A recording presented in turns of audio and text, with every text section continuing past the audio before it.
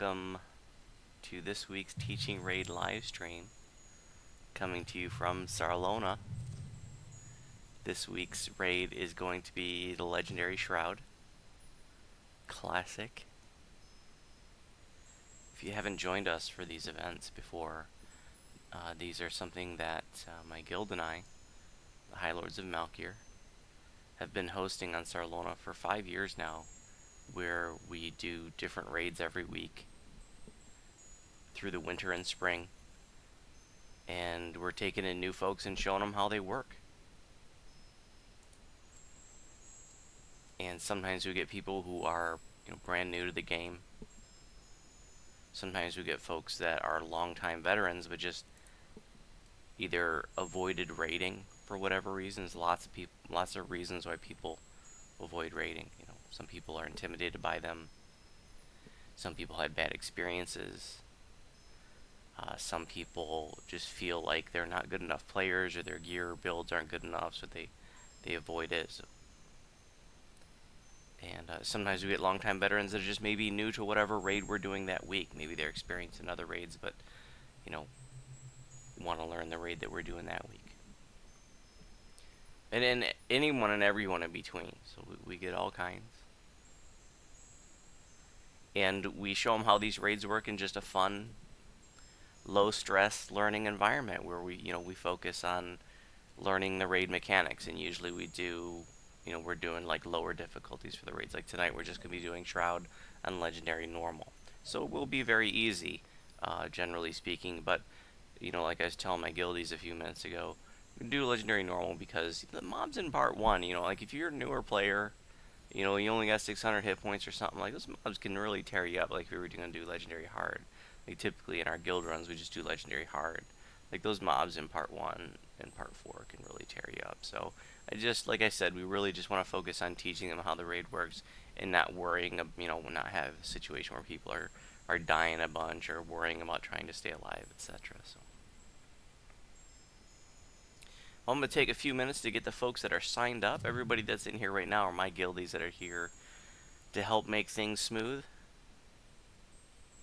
Hey BNVP, Jim White, and David Wolf, welcome to the live stream.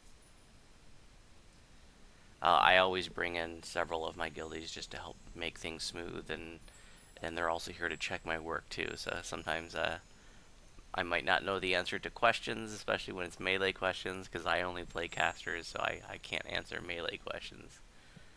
Or sometimes I misspeak, and they can check my work on that. So I'm gonna take a few minutes to invite the folks that are new, that are signed up. So if you're watching the live stream, you got a few minutes to go grab a drink or something. The action won't get started for a few minutes.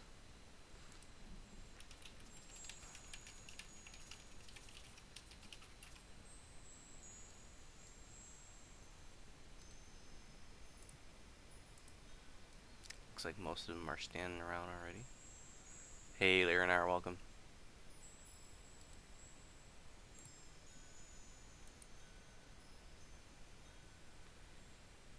Hey, Rusi, welcome. How's it going? Good, how are you?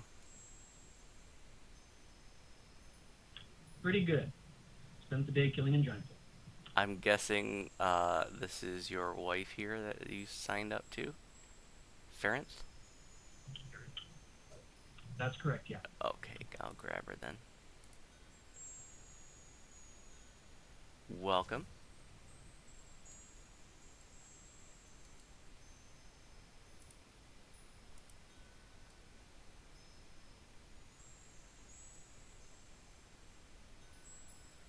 Welcome, Sahaga.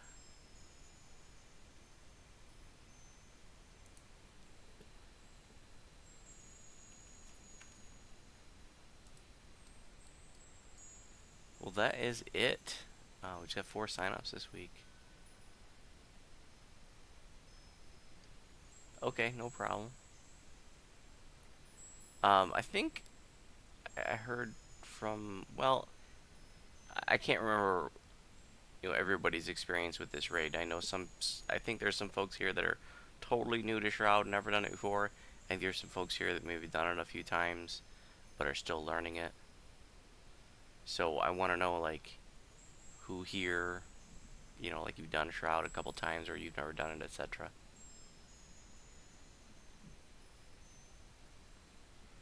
Almost practically nothing. I tried it on throat and died a horrible, horrible death.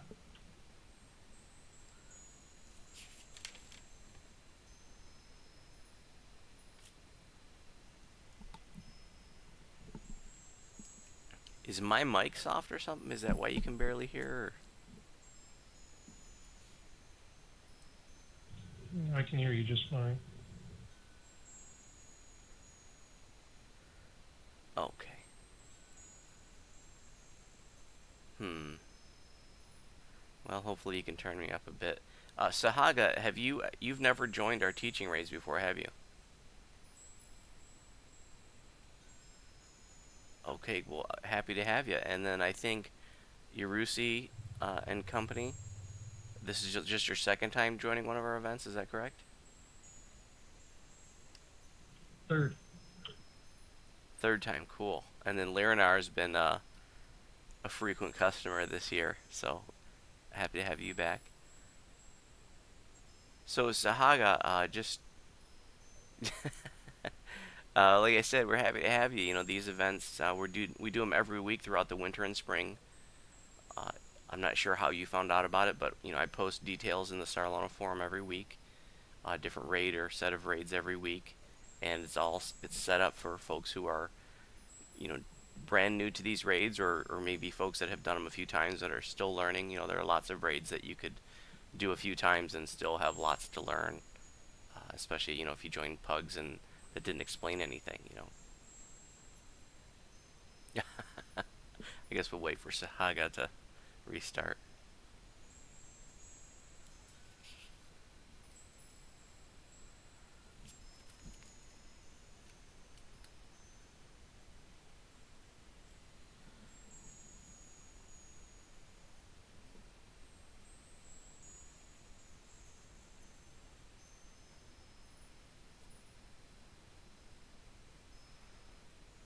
In the meantime, we are just going to be doing legendary normal. If anybody needs a positive bravery bonus, you got a minute to do that. Go for it.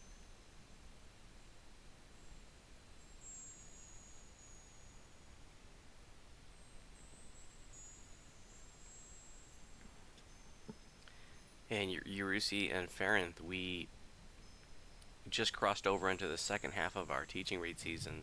So we've already gone through every raid in the game once. So now we're going to be hitting uh, some of them again. Some of the older ones we won't be doing a second time, but the newer ones we will. So now's a good time that you're getting involved with these. Hopefully, there'll be some other events in the future that you'll be interested in.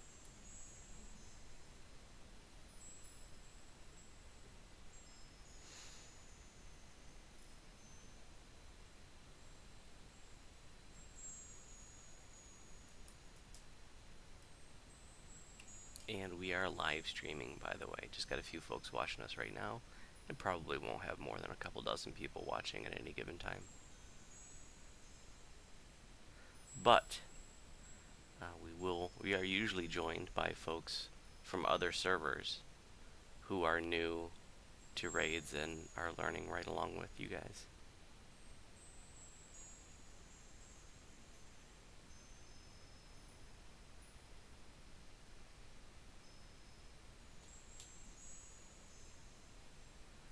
And I want to know of the folks who are watching right now, like what server you're from and if you're new to Shroud or Legendary Shroud, or maybe if you've done it just a few times and are still learning.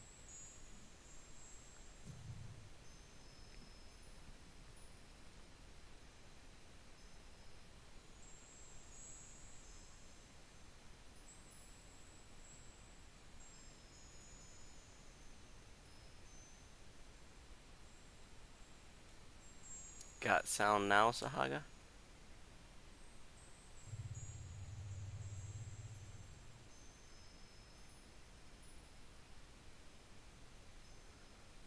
You're from Sarlona and you've never done it. David Wolf, do you want to join us? We got a couple spots.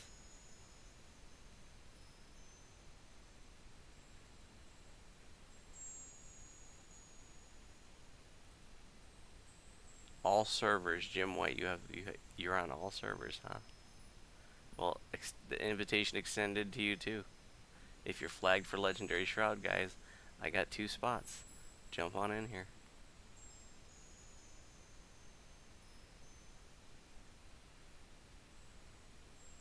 Okay, cool. So, like I was saying, happy to have you. These events are set up for folks who are new to raids. People, often first timers, sometimes people that have done them a few times but are still learning. So, I'm going to be explaining the whole raid. But at any point during the raid, if you're lost, you're not sure what to do, you want, more explanation, etc., please ask, and don't hesitate to interrupt me. Otherwise, I'm just going to keep explaining things. Most of the group right now are my guildies. They're here to help make it just a smooth run and to maybe answer questions that I might not know the answer to, etc. And then we have 4 folks here that are signed up who are new to and still learning. Yeah. So we will just be doing legendary normal, so we can focus on learning the raid and not worry about trying to stay alive. There are a lot of trash mobs like in part 1, and there's some trash mobs in part 4, and they can hit pretty hard. So um, you know we do have 2 or 3 folks here that have lower hit points, and so like those mobs can tear you up. And so I don't want this event to be anybody worrying about trying to stay alive and stuff. I just want us to focus on learning and having fun. So go ahead and step in when you're ready. Legendary normal.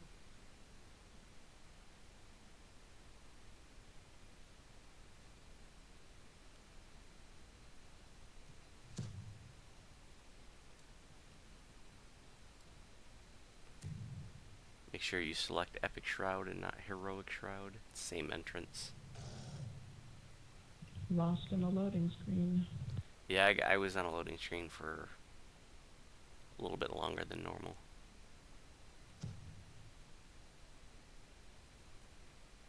Still loading on my side. Yeah, stuck here. Jim White, am I sure that they're not here to prank me for fun? I don't think that's ever happened. There was one time a few years ago where it's possible somebody, we kind of suspected maybe, but There we go. not really sure. But it would be pretty trolly to join an event like this and just to screw with it. I mean, here we're trying to do a nice thing for folks that are new to raids. I'm still stuck on the loading screen.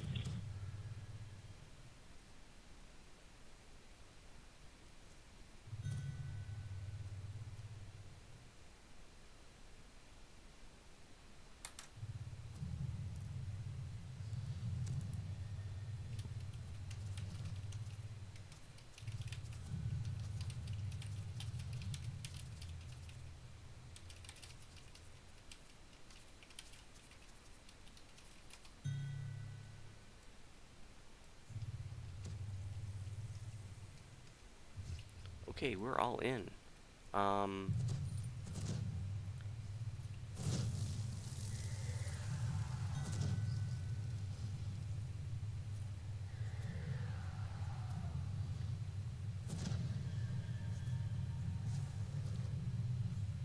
Sahaga, you said you just did Heroic Shroud one time a long time ago? Okay. So Legendary Shroud is it's the raid has 5 different parts, and the first 4 parts are basically identical to Heroic Shroud. There are some slight differences which I'll mention, but part 5 is a little bit different. It takes place in the same zone as Heroic Shroud Part 5, but it's you don't fight the same boss and stuff, and it's basically a totally different kind of fight.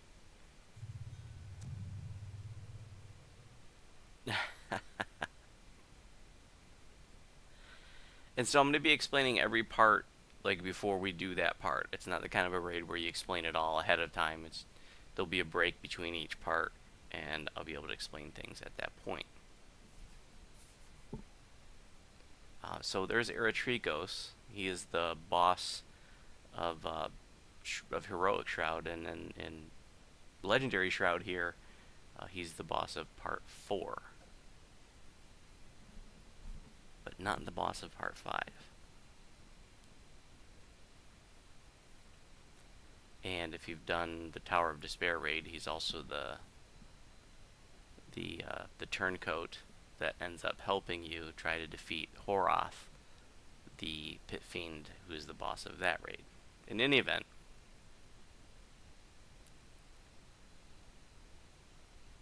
so once we talk to him, there'll be a portal that appears there, and it'll be up for 5 minutes. And so while that portal is up, people can join late, but after 5 minutes, that portal will close, and then people could come into the raid and come in right here, but they wouldn't be able to get into the rest of the raid because that portal wasn't there.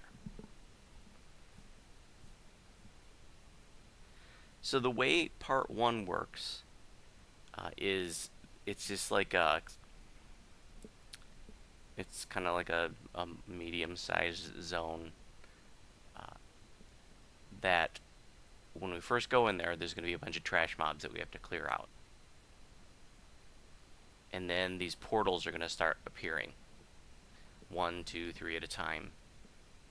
And they're going to be trash mobs that come out of those portals. And we got to beat the portals down. The portals are constructs.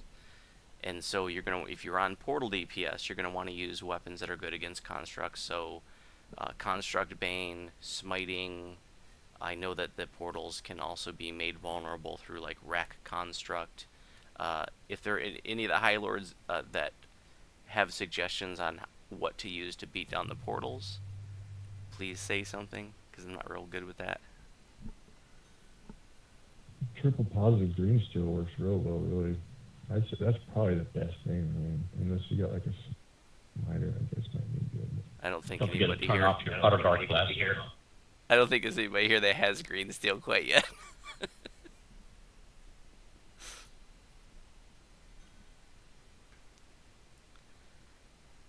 Weapons that are good against constructs. Smiter probably. And as far as like spell damage goes, the portals are going to be immune to alignment damage, I think. They take alignment damage. They just don't take it very well. They have, the force. They take a lot more. The portals are lawful evil constructs, but they do have quite a bit of DR against alignment damage, so... Okay. Thank you.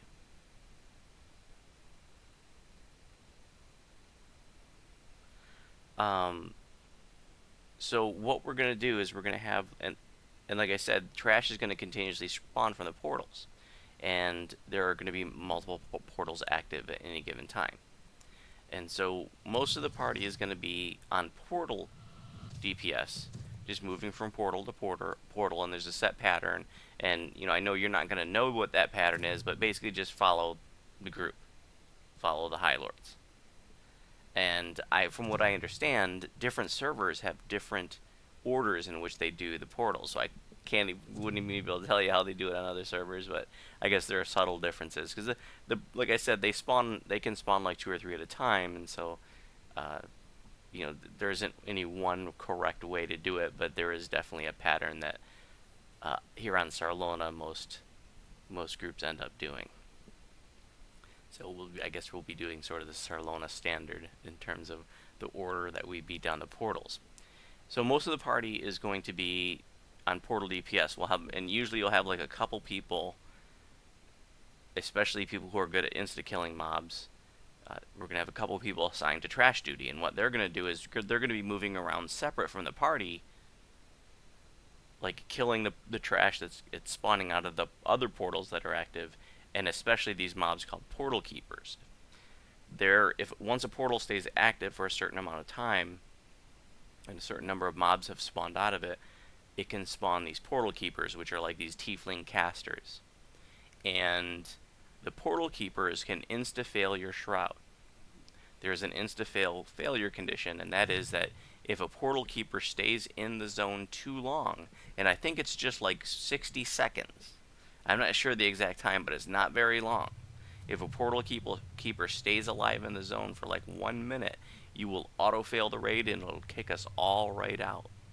So those people on trash duty are going to be moving around to the other portals that the party isn't on and just keeping the trash down. And then if like any portal keepers spawn, that'll be like their top priority. So it's great to have people who are like insta killers, finger of death, hurl through hell, that kind of stuff, or even like a rogue assassin is really good assassinate, or just people who are really good at just killing trash for whatever reason, high DPS, etc. And then we're gonna beat down I think 15 portals, and then we'll move on to part 2.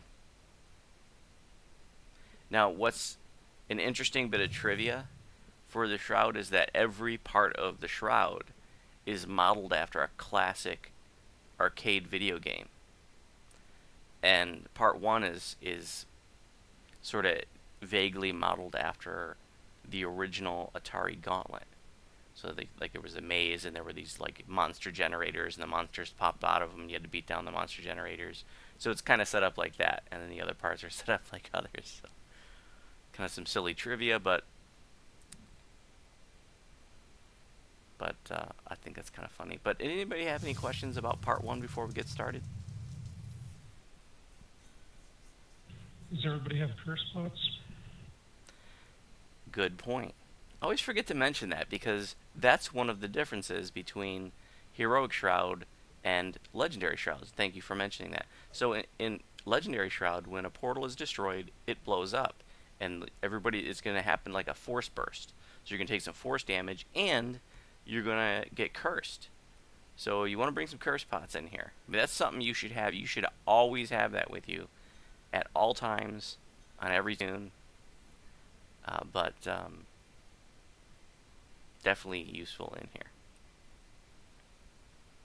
And another minor difference between Heroic Shroud and Legendary Shroud is at the end of part 1, there's going to be a couple groups of trash mobs that are kobolds. That'll be like right when we go to the, as we go up to the steps, to the chests, there's a group of kobolds, and then basically at the portal to part 2 is a group of kobolds. Alright, let's get some buffs if we need, and then we'll get started. And like I said, just stay with the High Lords. So the gist of part 1, again, the nutshell version is clear trash, then we start on portals. The first portal is going to be in the center of the zone, basically straight ahead where we step in, but those portals won't be active until we kill the first round of trash. Kill the first round of trash, everybody's on portal DPS except for 2 trash killers, which are going to be Reconstructor and LPR. How about that?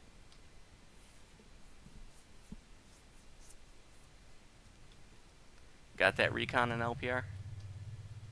Gotcha. Oh, yeah. Cool, thanks guys. Yeah, and like higher difficulties like Elite, also that Jewel Cloak on when that portal's getting ready to explode, because it does like 500 force damage, to everybody, and it curses you too from healing, so. Oh, another important thing is that in Legendary Shroud we have the Blades of Shavroth whirling around, so those can be painful. Higher difficulties, they can really chew you up. But right now, guys, just move around, and if you want to stay with some other High Lords, you can. It's not a very big zone, and just kill some trash. And then we're gonna go back to the center after the trash is clear. You can see in the upper right hand corner it says clear the double scouting force, 3 left, 2 left, 1 left, and now everybody to the center except our 2 trash people, and then just start working on the portal. If you are a warlock and you have Utter Dark Blast, it can be helpful to turn that off when you're beating on the portals.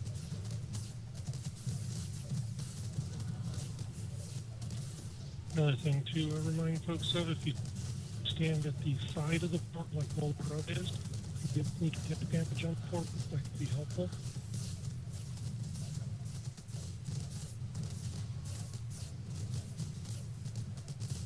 Now, if you look up, so all the new folks that are on Portal DPS here in the center, I want you to step back, and I want you to look up, and I want you to see that there is an archway, like above that where that first portal was. Okay? And whenever there's a portal keeper in the zone, that archway will have like a wall of fire in it. So that'll tell you like there's an active portal keeper out somewhere. If there's not a wall of fire up there, then there's no living portal keeper. I'm going to point that out later. In fact, I want the trash folks to lay off the portal keepers. I want one to spawn so that the new folks can see that.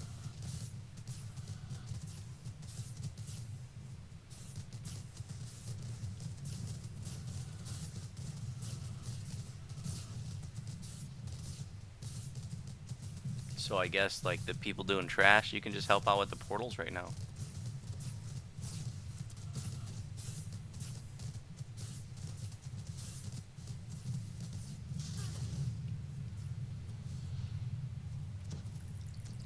Now we're gonna go across the way. You can go up the ramp on the east side, or you can take this little jump shortcut.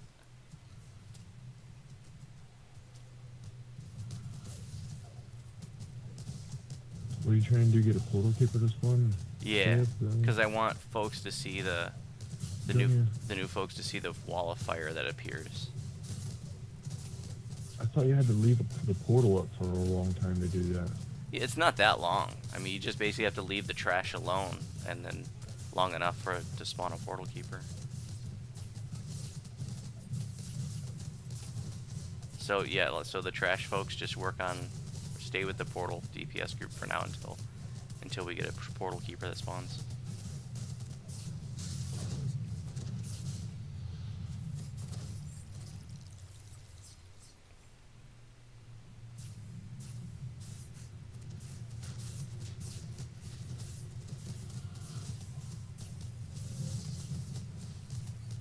I like to stick it on chain shape because that way it'll bounce off and hit other trash mobs that are around. I probably should be up there with my burst, but this way I get to be lazy. Hey, Joseph Dunbar, welcome to the live Right, yeah, stream. that curse makes you immune to heals. That's why it's such a big deal. You have to have, curse pots in here. Oh, I'm glad you said that. I didn't realize that.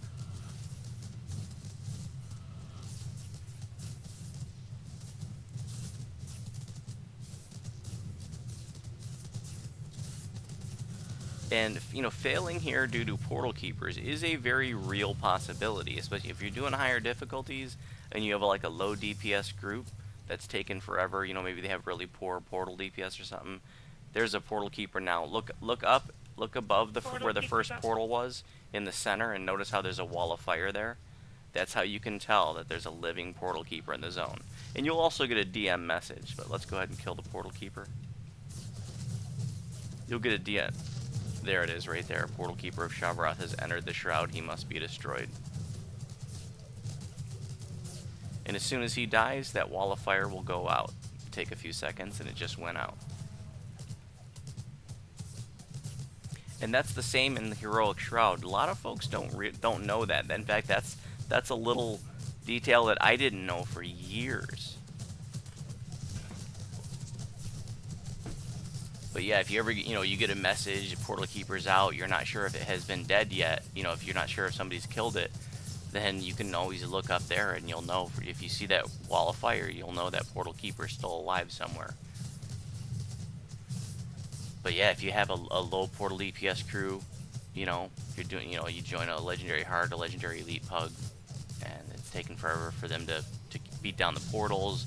Maybe the trash, people weren't very self-sufficient, or they're running out of resources, etc. Like, you can fail because of portal keepers. Well, a lot of plugs won't even set people on trash, like we do. I mean, a lot of people just go and just do it.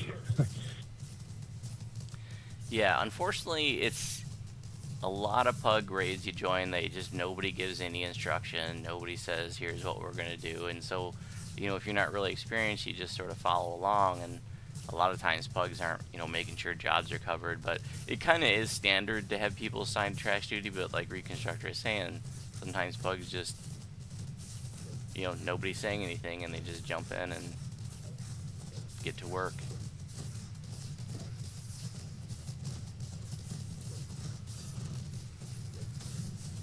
Now, most pugs aren't going to fail in part 1 because of a portal keeper, but it can happen. I've certainly heard plenty of stories over the years. The next portal is back and down.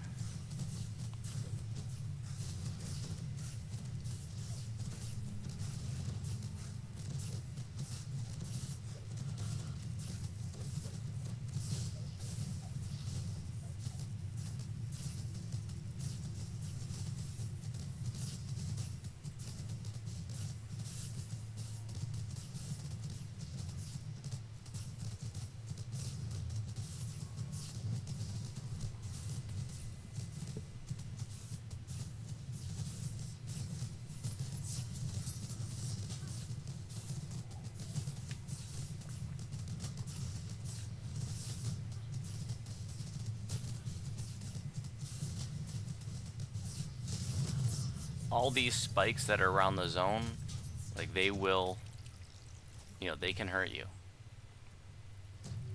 In addition to the, the blades that are flying around, the spikes that are sticking out of the wall and stuff, they do hurt.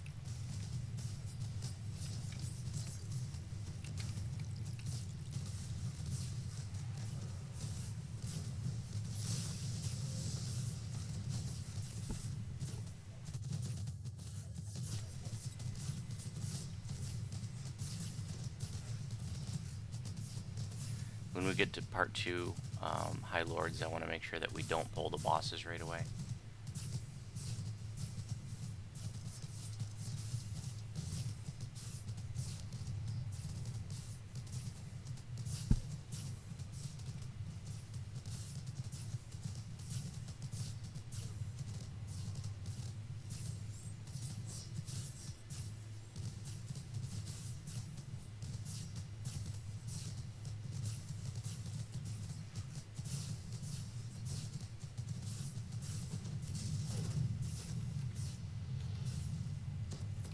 And the next portal is just due south of that one, on the bottom level.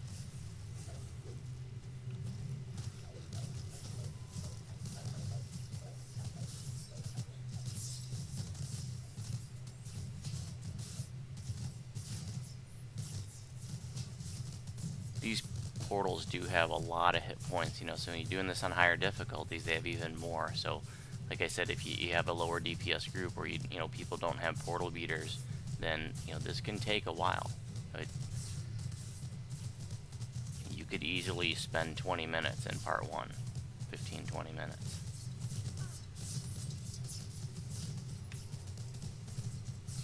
Having things that lower fortification really help against them too, because you'll crit against them. They're ranged. Is there anything besides rack construct that would work for that?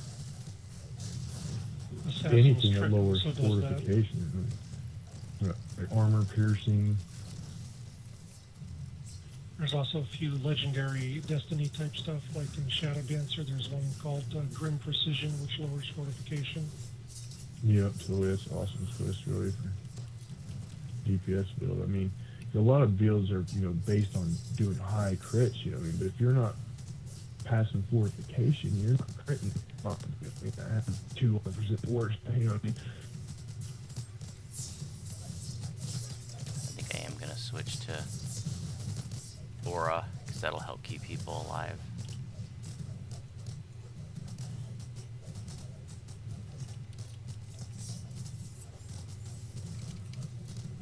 I'm switching from my blast stance to burst, so the aura can help keep people alive.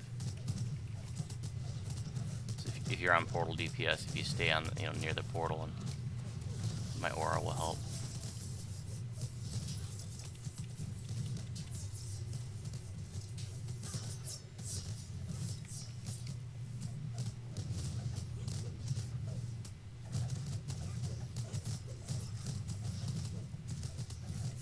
don't think that I don't think there are any of those Shavroth blades on the second level. Oh yeah, there are. I was gonna say maybe you could. There are definitely some spots that you could purge though. If you are ranged and you want to get away from the blades, like this spot here where I'm standing on right now, like you could stand right here for like that portal we were just doing, for example.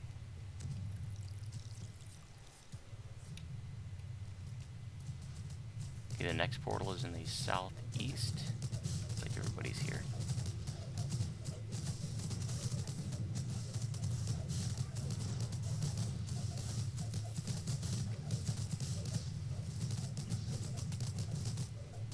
But yeah, like if you guys are watching the live stream, like you can see like some folks are getting chewed up by those blades, and that's why like I wanted to do this on Legendary Normal. Because I knew like that, like just like eating even the trash mobs, they can tear some people up.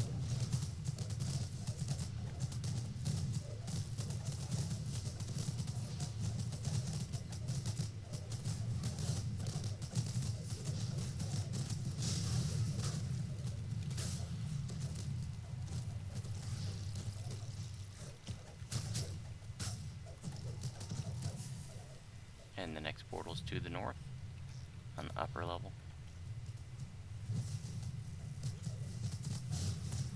Three more portals after this one.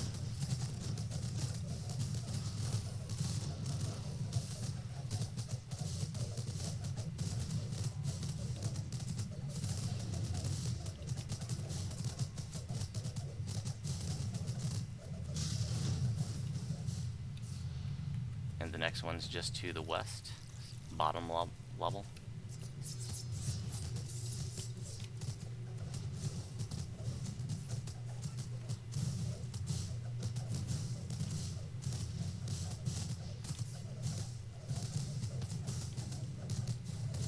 I always have to catch myself when I say the word level. It always wants to come out lever. I don't know why.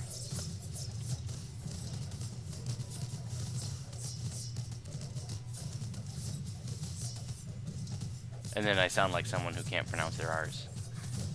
I mean L's. One of them.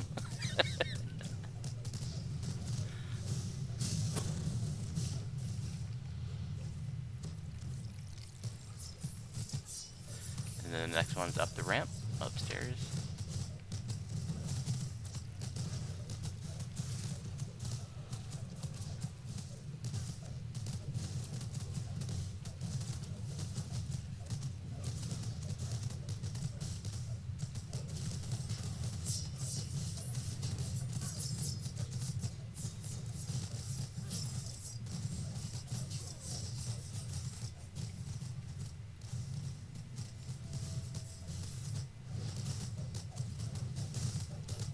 Primal Scream, that'll give him a few more hit points. Help him stay alive.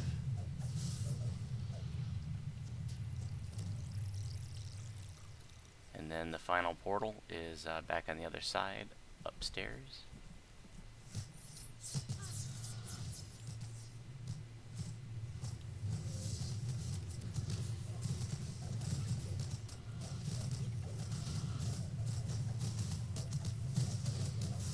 This is the last portal. Won't be any more that spawn. There won't be any more trash that spawns after this one. But there are going to be a couple groups of trash mobs that will fight on the way to part 2. If you have any questions about part 1, let me know. And as soon as we clear out the trash mobs to part 2, then I'll explain how part 2 works. Hold up a moment on looting. If you go down to the right, it will just clear out the other group of trash mobs over here. There's always a lag, like chest population lag, that happens, like what you're seeing. We'll just clear out these guys down here.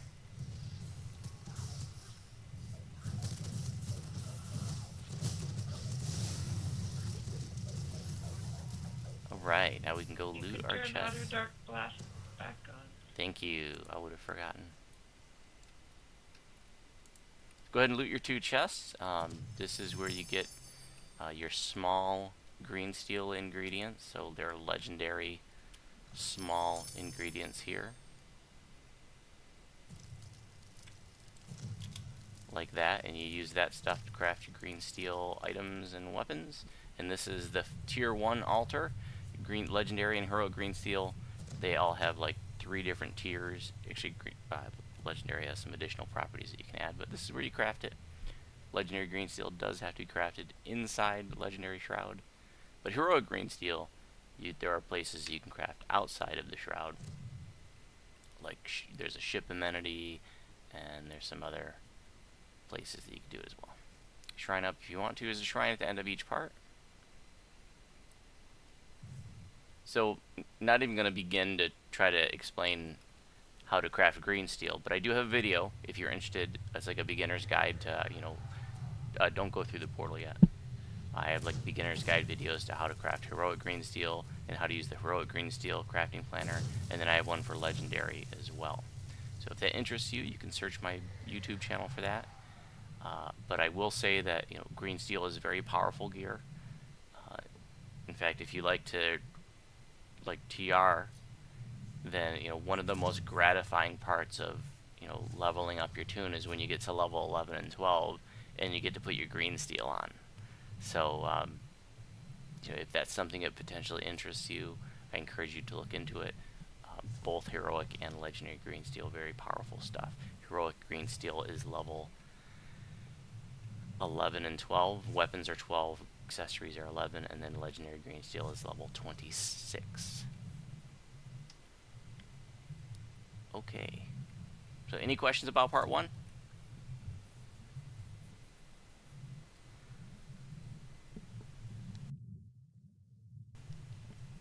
So I mentioned at the beginning that all the parts of the Shroud are sort of abstractly modeled after a classic arcade game.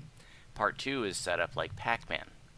And so we're going to appear in a very simple maze, like a Pac-Man maze, and we'll appear in a random corner. And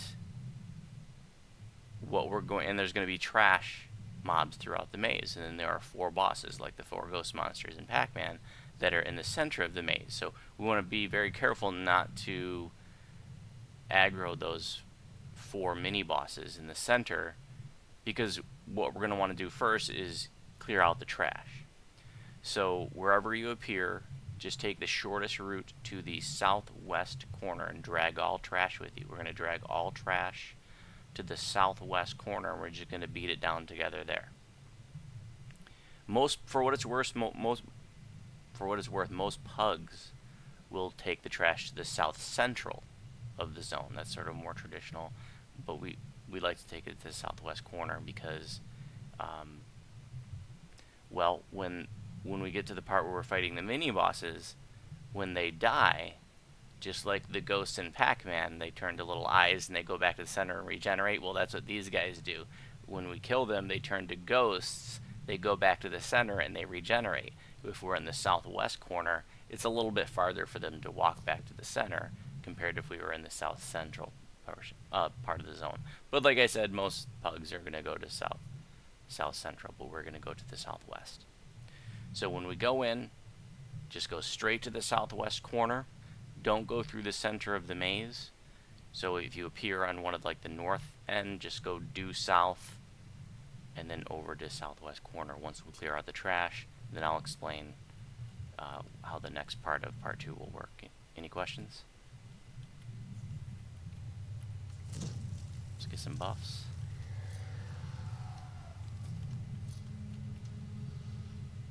And go ahead and click on the portal to go to the next part.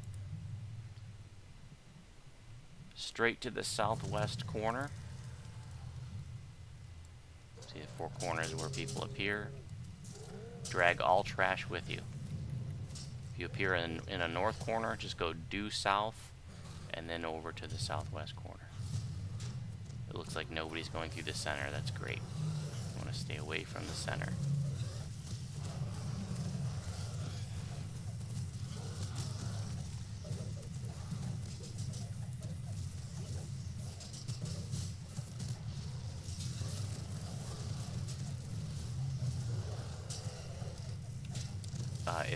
for folks that have like Consecration and Sacred Ground twisted in, let's make sure we keep those up. It'll help keep people healed. I have that, so that'll help. Okay, so we've cleared most of the trash. There's probably still some random ones, but that's okay. And for what it's worth, it's kind of silly, but I like to point out little things like this. Back in these trees that have the butterflies, if you move in and out of them, it will heal your hit points and spell points. So back in the day when like Heroic Shroud was like endgame stuff and people would burn through their spell points, you'd see like your casters and healers like filling up their spell points by going in and out of the butterflies. And this is in all four corners of the zone. And there's some other places in the Shroud that are like this that you can get your spell points back. Just wanted to show you that.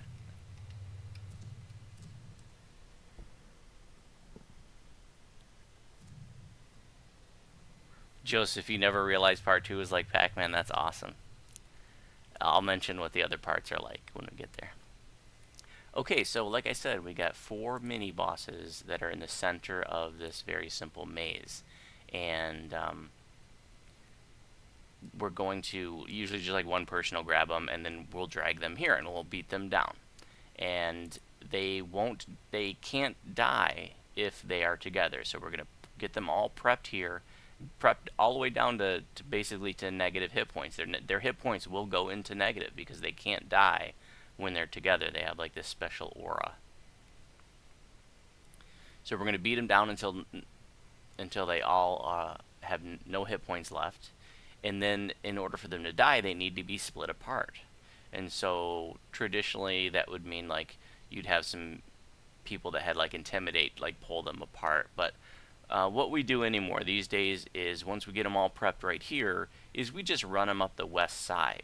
Like everybody stops DPSing and we just run as fast as we can north up the west side. And the mobs, they run at different speeds, so just by them like chasing after us, that will usually separate, they'll separate enough for them to just die. They're already at negative hit points, so once they get far enough away from each other, they just die basically. But sometimes you might get a group that they are all, they're running close enough the same speed and they don't want to split up very well. It really just depends on which mini bosses you get, and there are like 10 different mini bosses that you can get here. And so you get like a choice of 4. So it's like there's like a fire elemental, or there can be an earth elemental, and then there's like an orthon, or there can be a bearded devil. There's a gnoll, there's a troglodyte, an orc, a Bezakira, a kobold. That's most of them. I can't remember the others. So you're going to get 4 of them.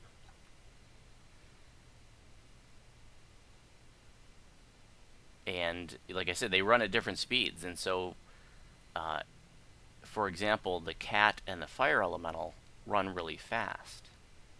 And they run really fast when they die too. And remember, I said when they die, they run back to the center and regenerate.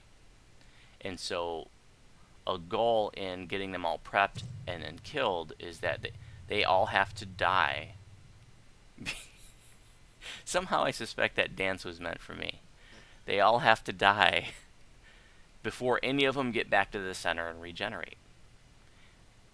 And in the center of the zone is a crystal. And when all the 4 mini bosses are dead at the same time, there's a barrier around that crystal that'll come down, and the crystal will become vulnerable. And then we'll have somebody up there, like preferably somebody who can hurl through hell the crystal. But if not, then you want to send a bunch of like ranged DPS up there and casting DPS. In Heroic Shroud, the crystal doesn't have very many hit points, and you could just have like, anybody with any amount of ranged DPS is going to be able to kill it quickly. But in Legendary Shroud, you need to take it a little more seriously. Like I said, a person that has hurl through hell can one-shot it, but if not, you want to make sure that you have adequate ranged and casting DPS on it. So Rune and Greater Rune work really well, but it's not the kind of thing that if you're DPSing it, you're not going to one-shot it like in Heroic Shroud.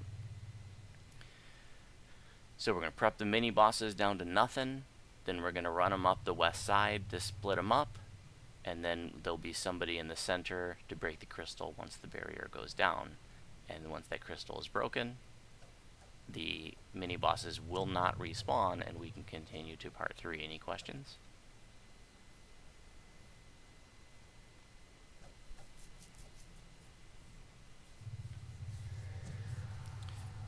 Okay, so what I want to do here is I want to have one person who goes up and grabs the mini bosses and brings them back here. One person that can grab their aggro and hold it, bring it back here, and then I'm also going to go up there with the 4 new folks so they can see the crystal.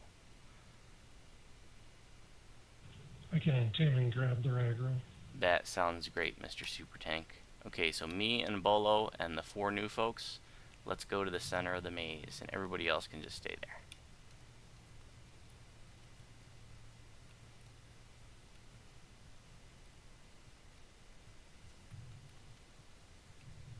Might be some trash mobs. Yep, so there's one Bezikira trash mob. So don't attack the red name. Bolo's gonna get their aggro, or he's holding them there. So you can see this is where they start, and you can see we get the Earth Elemental and the Bezikira and the Troll and the Orc. So don't follow them. Stay in the center for a moment. I'm just showing you there's the crystal with the barrier. Once all 4 of those guys are dead simultaneously, then that barrier comes down, and you know, preferably have somebody with like Hurl Through Hell up here that can just one-shot the crystal, but if not, then you want to have, you know, some adequate DPS to shoot that thing down. Obviously range DPS, because melees can't reach that. Alright, let's go back to the southwest corner and help beat down those mobs. One of the bosses is being pokey. Oh, no, here he comes.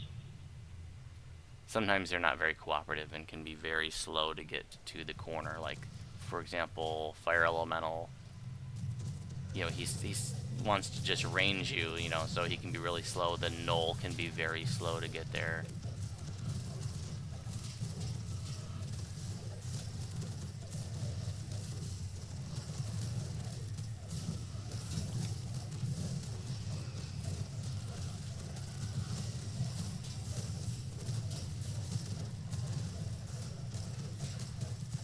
If they hit you too hard, then, you know, just attack them from behind, trying to keep healing auras and stuff up.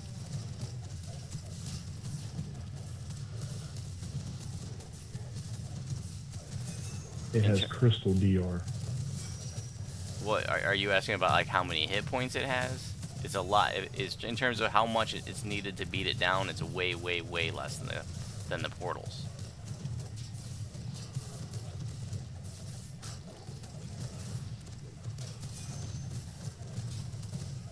But it's still a significant amount of hit points where you know you need to be serious about it. You can't just send any old person up there, and you know, if you don't have somebody that can one-shot it with Hurl Through Hell, then you probably want to send, you know, most of your ranged DPS up there. But, you know, one person that had like a solid Fury Shot, Mini Shot could take it out. Okay, notice that most of them are in negative hit point territory now. There's just one left. Okay, now they're all in, look at their hit points. They're like all negative. And they're not dying because they're together. So can we get a Hurl Through Heller to go up to the center, please? That would be LPR, I think.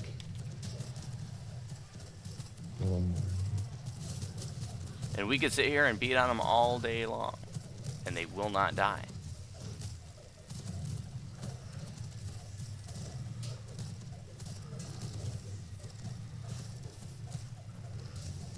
You know what, LPR? Don't go there yet. I want to demonstrate what happens if things go wrong. So we're not going to break the crystal, guys. Just come on back down. This is an important point. You know, we like, in our teaching raids, we like to show you not only how to do things, but what can happen like when things go wrong. And it's very easy to get into a pug that doesn't do this, you know, get them all dead at the same time the first time. Okay, so let's go ahead and just start dragging them back towards the center. All the new folks, just go ahead and start heading back to the center. I want you to see that they just respawn. Like they turn into ghosts, and then they run back to the center and respawn there.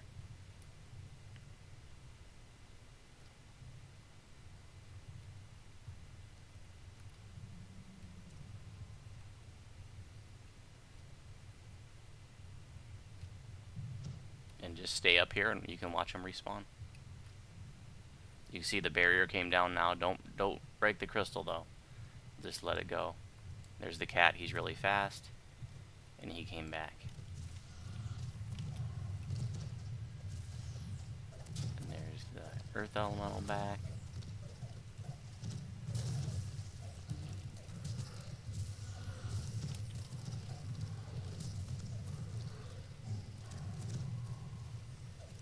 Now, kind of a weird thing is that once they've respawned once, they don't have to be split apart anymore to die. So you really have to be careful when you're prepping them the second time that you don't kill them too soon. You want to beat them down evenly and not kill them too soon. So we're going to take all these mobs back to the southwest corner. Everybody go back down to the southwest corner.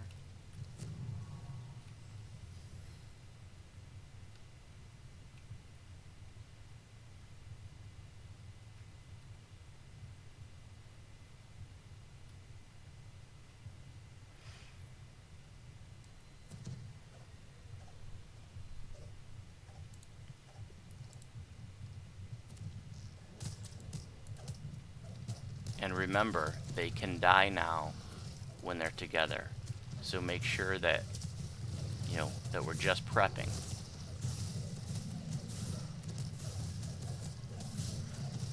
LPR, you can go up to the crystal. This shouldn't take us long to do on normal. Thanks, buddy.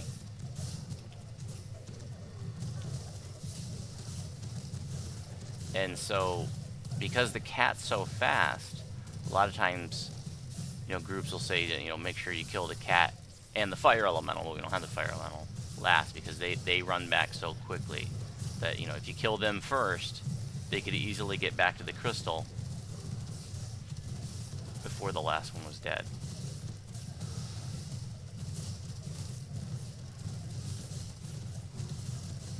Beat them down evenly.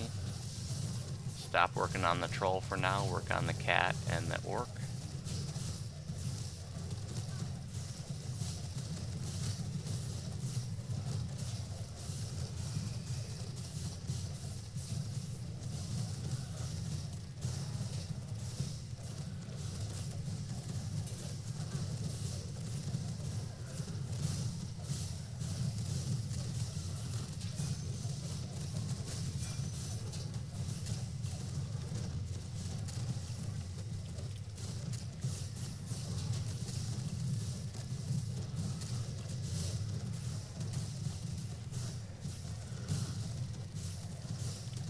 They're pretty even right now, so if you have burst damage, you should be safe to get bursty on them.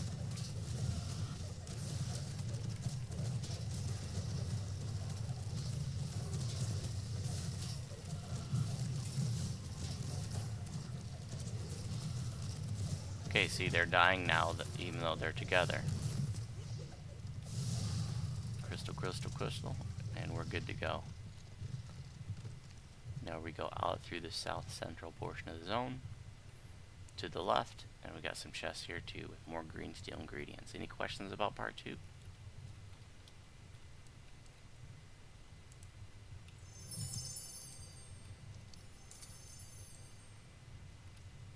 So, Rusi, you said you tried to solo this, right? And you couldn't get past this part? A while ago, but I think I've lost you guys again. No, here you go. So yeah, that part's tricky to solo. Trying to get them all prepped and then separated and then try to get back to that crystal and destroy it. That's tricky. No doubt. Okay, part 3. Like I said, every part of the Shroud is modeled after a classic arcade game. So part 3, it's rather contested. What it's, who knows what the designer's intent was. Some people say it's abstractly like Frogger, but I think that it is more like a classic and more obscure game called Blueprint.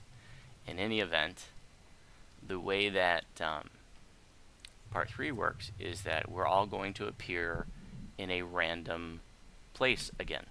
This time, we'll all be in a room that has a floor puzzle. Like the kind of puzzle that has like lights that you want to light up. And we're not going to be teaching you how to do that puzzle, but I am going to give you the link to a solver. But if you've done the puzzle like in Monastery of the Scorpion, where you have to light all the lights, or they appear in different quests throughout the game. One of the new quests, actually, I can't remember which one. I think it's the final one. I can't remember the name of the final one in the new House Jurassico chain, but I think it's Age of Rage. It has a puzzle similar to it. I'm going to get a link right here. One moment.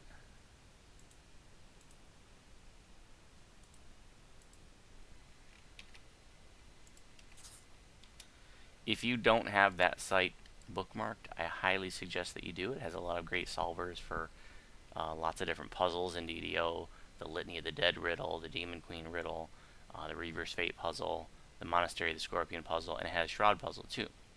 And when you bring that up, the Shroud puzzle is the first one that comes up, and you can set it to whatever kind of puzzle you have. There's a 3x3 puzzle, there's a 4x4 puzzle, there's a 5x5, and there's a circle puzzle.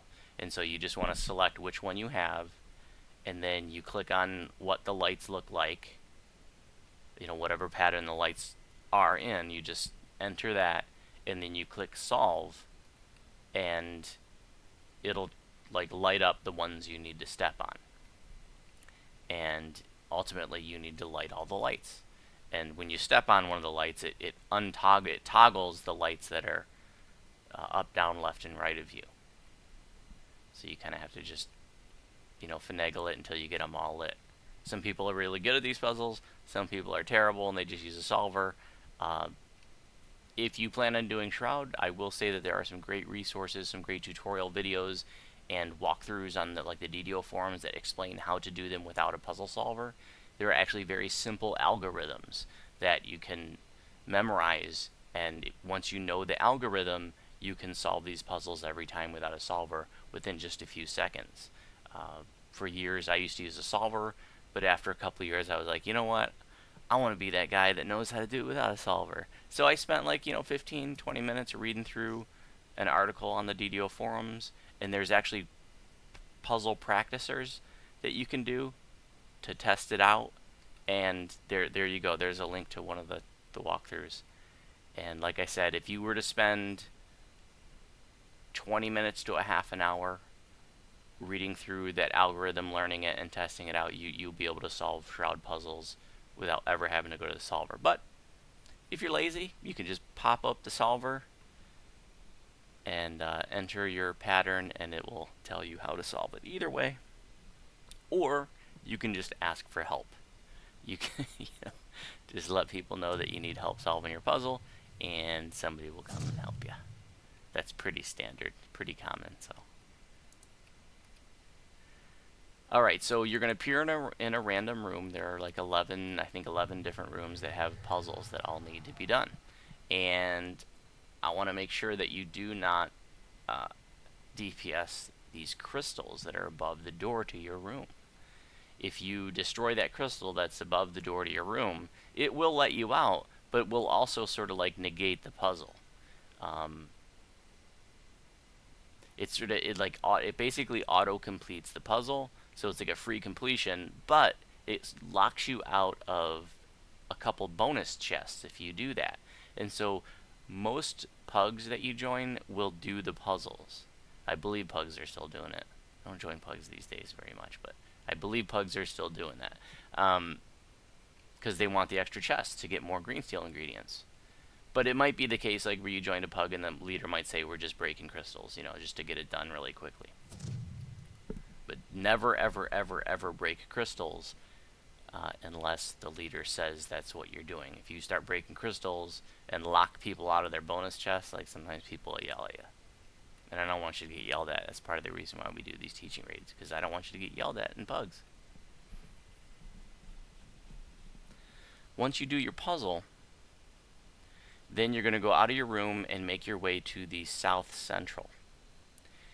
It's just kind of like a square pattern with the puzzle rooms around that square, and then in the south central, the square is where you want to go after you solve your puzzle.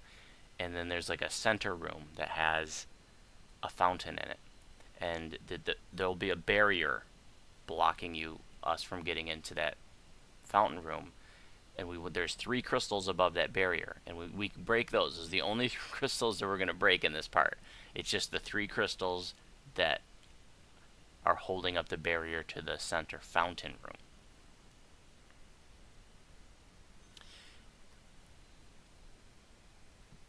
Yeah, don't summon monsters. Like if you're doing heroic shroud and you summon like a monster that has range DPS or can teleport, like a bearded devil, like they can go up there and destroy crystals, and then people start getting angry at you for doing that. Generally speaking, summons can be left out of raids. Like summons, there are so many different parts of different raids that can be messed up if you have summons. So generally speaking, probably just leave the summons away for raids. Okay, so once we get into that center fountain room, you can click on the fountainhead. Oh, there'll be some trash mobs in there. Some kobolds will kill them. No big deal. They don't respawn. You can click on the fountainhead to get a vial of lunar dew. You can only carry one of them, so you just click on the fountainhead, get your vial of lunar dew, and then you start running those little waters back out to the puzzle rooms, and you stick them. You stick the waters in the fountainheads of your puzzle rooms, and you don't want to do that until the puzzle's done. If you stick and it gets like the water flowing for that fountain, so if you go into a room and you can see the water's flowing already out of a fountainhead, you don't need to put water in that one. It's already been done. You just go to the next one that's where the puzzle's been done, and then you can put the water in the fountainhead and it'll get it flowing. But like I said, it's really, really important that you don't put the water in to the fountainhead until the puzzle for that room is done.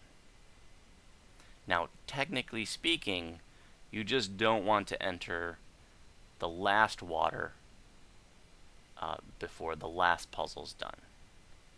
But generally speaking, just if the puzzle's not done, don't start the water. Because if you put water in and the puzzle's not done, then that will also lock you out of those bonus chests. So just look to see that all the lights are lit up. If they are, then you can do the water.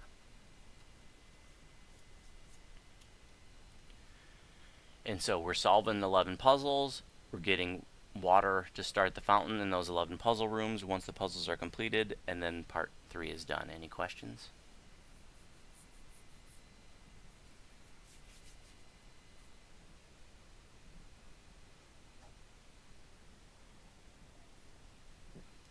Now I want to know who watching the live stream is looking up the old game blueprint going, how is this like Shroud? Well, watch a video of how that game works and you might realize what I'm talking about.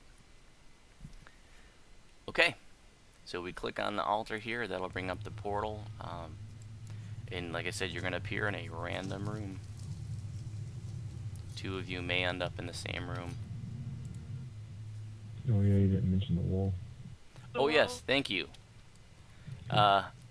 So there is a prismatic wall that in Legendary Shroud starts, basically it appears right away, and it's going to slowly sweep through the zone. And it will insta-kill you. Stay away from the wall. If you see that big prismatic wall, big rainbowy wall coming at you, run the other way. There is no way to survive it. But I will say that people will try to troll or grief newbies and tell them, like, oh, you can intimidate it to turn it the other way, or you can tumble through it safely, or, try to trick you that there's some way that the wall won't kill you. But there's no way that the wall won't kill you. It will kill you. In fact, if you just look at the thing wrong, it'll kill you. Like, you don't even have to, like, be touching it. Lyranar just found that out.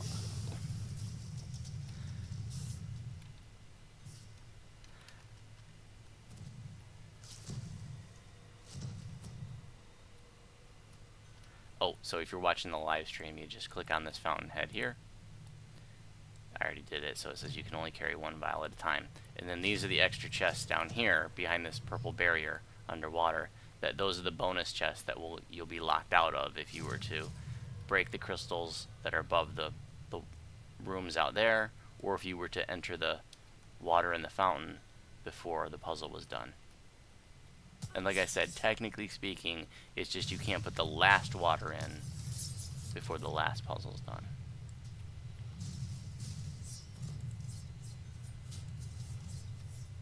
But generally speaking, just, don't put the water in until a puzzle's been done.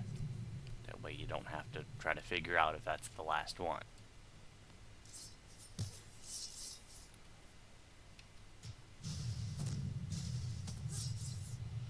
So if people are like dead in their puzzle rooms, then others with like knock or lock-picking skills can open the room and get in there.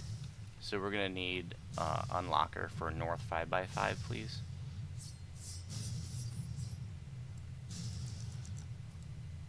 Watch out, Bolo. Yeah, sorry. Sometimes I forget the little details, There's so many little details in so many of these raids that, I forget.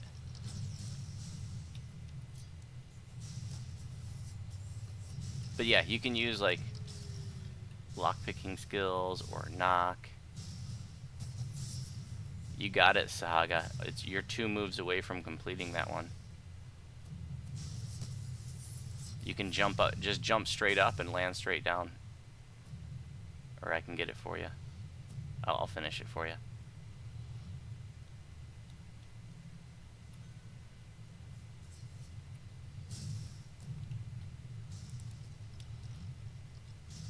Now we're gonna go out to South Central.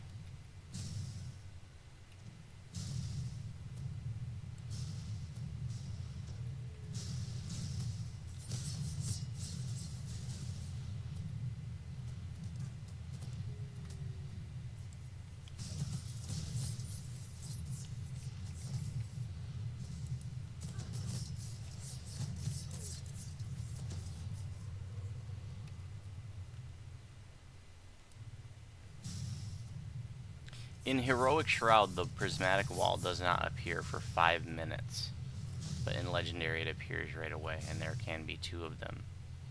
Or there will be 2 of them in Legendary pretty quickly. In Heroic Shroud, it takes a long time for the second wall to appear. So we go to South Central, click on the fountainhead in the center. That'll give you a vial of Lunar Dew, and then you run back out and put it in the fountainhead of any puzzle rooms where the puzzle is complete. And in other words, all the lights are lit for that puzzle.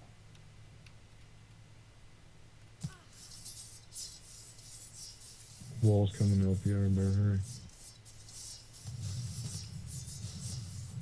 Yeah, it's like here it is. You guys are gonna die. Oh, there's the wall. The wall turns the corner in a funny way. It like disappears one way and then reappears the other way to sort of round the corner.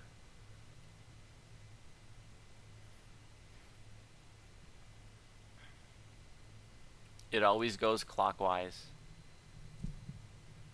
It's easy to outrun. It's very difficult to beat it around the corner, but you can do it if you're quick. If you got wings or something, you can do it pretty easily. It's definitely Where did risky. that wall go? Especially if you lag or something, you're killed. It was right there. Sweet. Okay, everybody go to South Central, go into the fountain room, and there are 2 chests underwater. Oh, we got some trash mobs too to deal with now that the part's done. Current is down. I see her.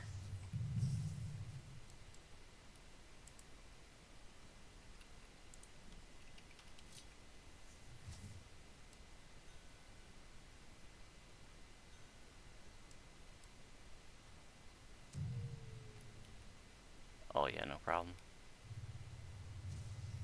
So there are a total of 4 chests here, the 2 bonus chests, and these are the ones that would be locked out if you were to enter, the waters too soon, or if you were to break the crystals above the doors. It's those 2 chests that are underwater in the center that would be locked out.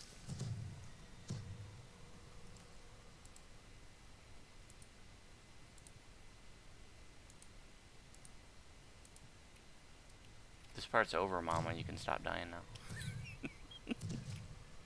Yeah, I gibbered. Oh. So don't make sure you get your 4 chests. Farinth, did you get your underwater chests?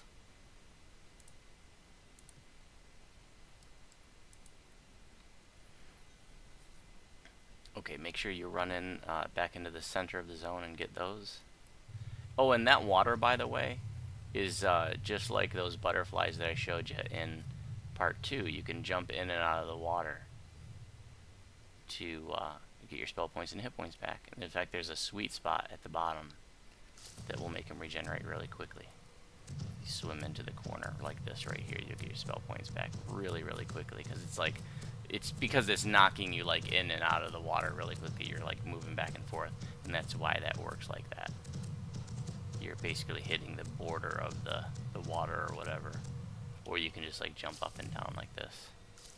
This is a lot slower than doing it that way, but Yeah, back in the day, everybody would throw all buffs and stuff and then go get their spell points back in for this place. Yep. Every spell point you can get.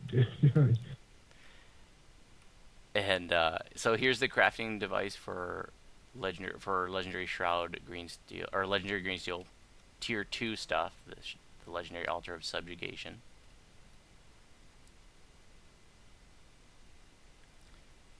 And there's a vendor over here, Morenoloth, the skeleton guy, and you can sell and repair if you need to there. You can get spell components, and he also has soul bags for soul gems. He also has Shavroth energy cells, and these are ingredients that are used in heroic Shroud crafting. So if you ever needed low, medium, or high energy cells, you can purchase them from him. Okay, so like I said, every part of the Shroud is modeled after a classic arcade game. The next part, part 4, is modeled after an old vector game called Star Castle, where there was like a spaceship in the middle with like some walls moving around it, and you'd have to shoot the spaceship.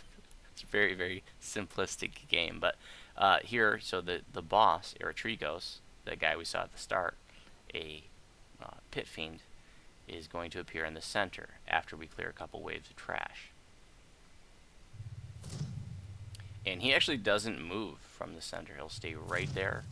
And so the melees will beat on him, and the spellcasters will chuck spells at him.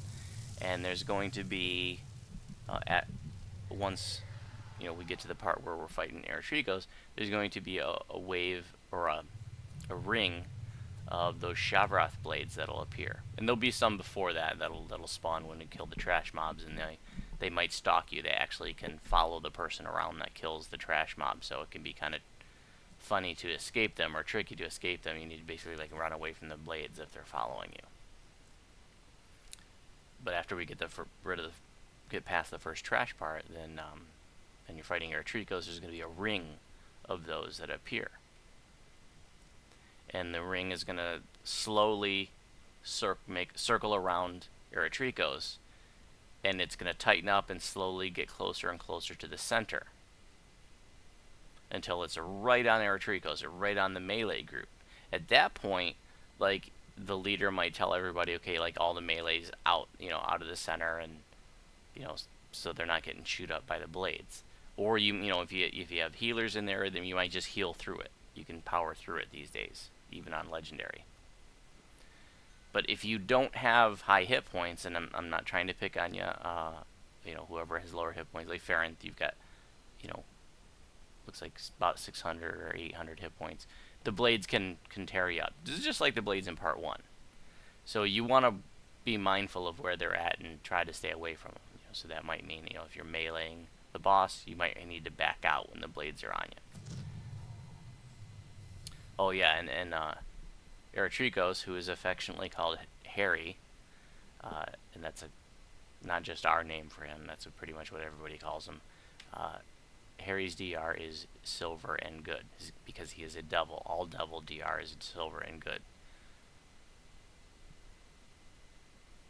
And so we're just going to beat him down to 0, and that finishes part 4. But here's the thing. As those blades, close in on Eretrikos, he eventually will disappear a few seconds after the blades are like right on top of him. And if you get to that point where he disappears, then you get another round of trash mobs, and then, I don't know, maybe 30 seconds later or a minute later, Eretrikos reappears in the center. And if you didn't kill him in that first round before he disappeared, then, when he reappears, he's going to have these healers, these gnolls that will appear. There's going to be 8 of them, 2 in each of the 4 cardinal directions. And they're going to shoot like these green rays at him, and those are like healing rays. And they heal him up really quickly. And so if Eretrikos was already down really low, like, you could be in a pug and like you almost had him dead and he only has a few pixels left, then you can pretty much have the group just focus on killing Eretrikos, and you probably kill him before the healers got much healing on him. But if you were in a lower DPS group, those healers can heal him up faster than you can DPS him. And this part can be incompletable because if you can't out DPS the healers, or you're not doing enough DPS to Harry more than the healers are healing him, then you can never get ahead of things, and you just go on forever. Like I said, it can become incompletable. And if you're in a lower DPS group or a disorganized group, I mean, you could this thing could go 4, 6, 8, 10 rounds. If you're in a pug and this thing goes past about 4 or 5 rounds, then you're probably not going to do it. In any event, we are going to not kill Harry in the first round because I want you guys to see what happens. I want you guys to see that those gnolls come out and they start healing them. So what we'll do is we'll just prep Harry down to about 10%. And then when the gnolls come out and start healing him, we'll let the gnolls actually start healing him a little bit so you can see that he's healing him. And then we're going to see if we can out DPS the heals. And if we can't, then we'll sort of do things the right way the third round. But I want you guys to see, this is how this part works. Ideally, your group will kill Harry in the first round, and you won't have to deal with the nonsense in the second round. But if you do go into the second rounds, then it's important to know, you basically want to take out the priorities to take out the gnoll healers. If you can insta-kill them, that's ideal. If you can also do things to immobilize them and to prevent them from shooting their green healing rays at Harry, like Earthquake can make them fall down. Other kind of stuns and holds can make them not, if you do that before the green ray starts, then they won't heal them.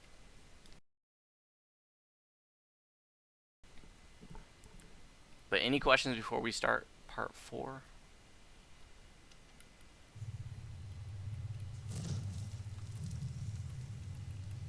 Also, Harry likes to hit you with diseases or poison, both of which could drop one of your stats to 0, which will make you helpless. Good point. So stay on top of your disease and poisons, else you may become helpless with con damage or possibly other Heal stats. scrolls will fix both of those.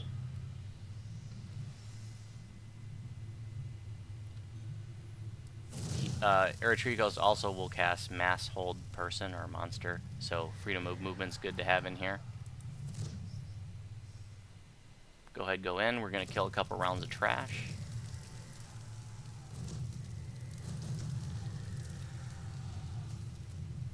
One of the folks watching the live stream right now says he remembers the days in which you had to link your silver weapons to the raid leader before they'd let you in, and that's what used to happen. Yeah, totally. You would click to join a Shroud, and they would send you a tell and say link your portal beaters and link your Harry beaters. And if you didn't have weapons that could DPS the portals and the boss, they would not let you in their Shroud. And it was for good reason. Back in the day, and if you didn't have adequate DPS, you weren't completing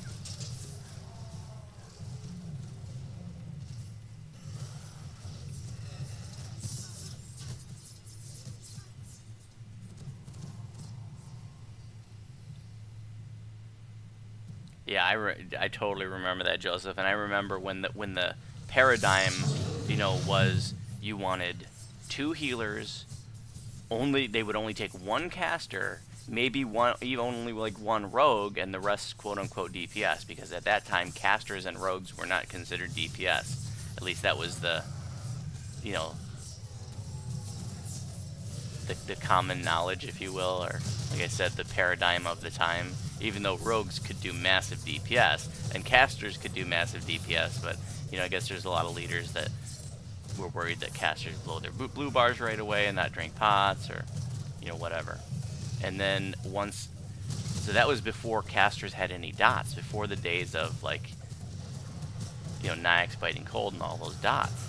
Once dots came out, suddenly all the Shroud leaders didn't mind having a bunch of casters. But I remember sitting on the LFMs, because I played casters, and I making sure, like, as soon as I saw a Shroud appear, I clicked on it instantly to try to get in there. We're just gonna prep him to notice that the ring of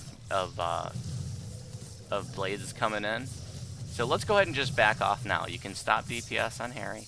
Watch for the blades. If you want to see what those blades feel like, go for it. I'll stand so you can see, watch on the live stream. My temporary hit points from my aura is gonna keep me through that.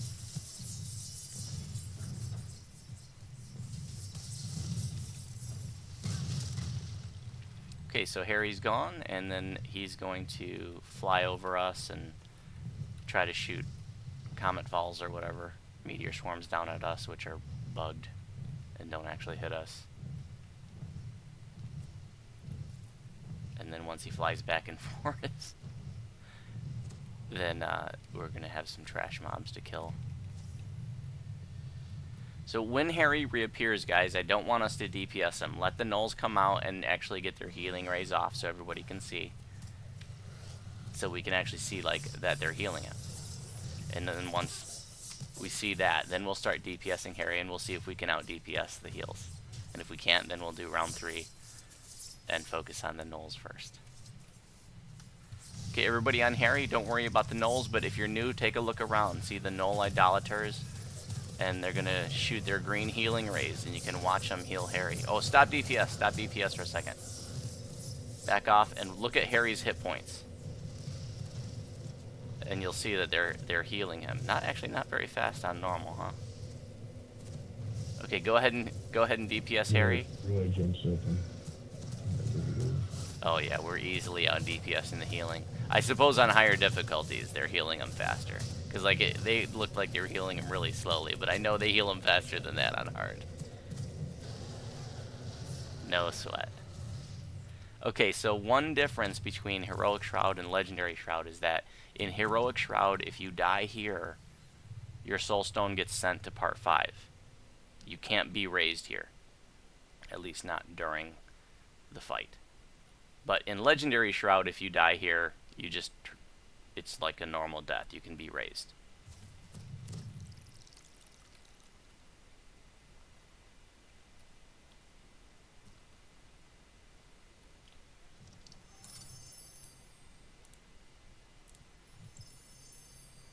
So if Isn't there like a timer on the heroic one too? Like you gotta raise them real quick at that part, or else. Yeah, I don't know if that was working as intended or what, but like once you hit the once you hit the altar, then they would reappear as ghosts for like 10 seconds, and you could raise them during those 10 seconds.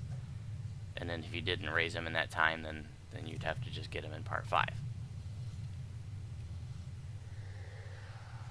Any questions about Part 4 before I explain how the last part works?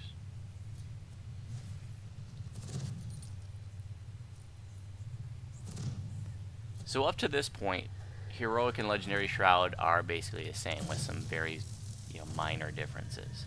But the Part 5 fight is different in Heroic. In Heroic, you fight Harry again. You go in there and you actually have to fight those 4 mini bosses from Part 2.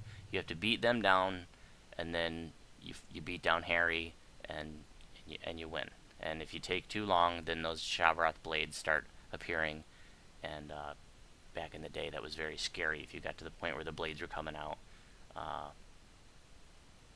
that often meant that a wipe was soon to follow. In Legendary Shroud, the blades are out right away, but we're not fighting Harry again. We're going to go in there, and there's going to be a Rakshasa in the center, and he's going to be like, hey guys, how's it going? And then he's going to be like, I got 4 guys for you to fight. Remember Grim and Barrett and I can't remember the name of all those quests now and what update that was. But in the event, the bosses from the quests, like from Grim and Barrett and Subversion and Multitude of Menace Tavern Brawl. and Tavern Brawl, yeah. So the 4 bosses from that pack, you fight them here. So it's like the Irenes and the Slad, the green Slad from Subversion, and then you get the guy that makes copies of himself from Multitude of Menace, Carver, and then you got the brutish guy, Fortis, I think is his name, from Tavern Brawl. So we're going to beat them down, and then yeah, Big Tiefling, he's like, have some of this. I think he's so funny. If you've never had the DM voice on in Tavern Brawl, you should turn it on, because I think Fortis is so funny. In any event, so we're gonna beat those 4 down, and the Irenes can be a pain. Like, she's kind of assassin-y, or is it? No, wait a minute. It's wait. One of them can really jack you. Maybe it is Carver. Carver is. Okay, so Carver's an assassin, and he can really shank you. So, you, if you have like low fortification or something like that, I think he can assassinate you. And then the Irenes, she actually disappears and then reappears, so she can sneak up on you too. And once we kill those, then the Rakshasa in the center is gonna be like, I got this cool book called the Codex of Infinite Planes, and I'm gonna summon all these monsters to kill you. And so what he does, he just cycles through all the different planes. He's like, oh, check out this page. It's about the plane of Fernia, and then he sends a bunch of fire creatures at you. And he's like, oh, check out this page. It's from, Limbo, and then he sends a bunch of Slads at you. And he's like, oh, here, this page is about Zoriat, and then he sends a bunch of Zoriat mobs at you. So he's just going to cycle through all these different pages of the Codex of Infinite Planes, and then groups of mobs that are thematically from those planes appear, and we have to beat them down. And we're probably going to go through, I don't know, 10, 12 waves of mobs, perhaps.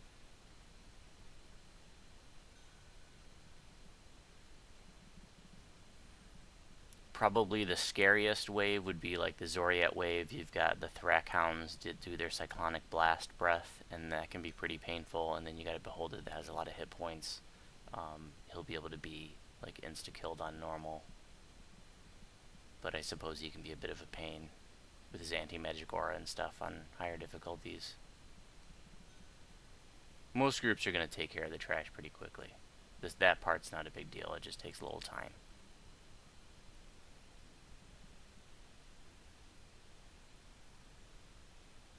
Oh, yeah. What would be considered low fort? Definitely less than I mean, you, by the time you reach endgame here, you really want to have considerably higher than 100. I mean, I would say, closer to 200 is better, even if you're not a tank or something.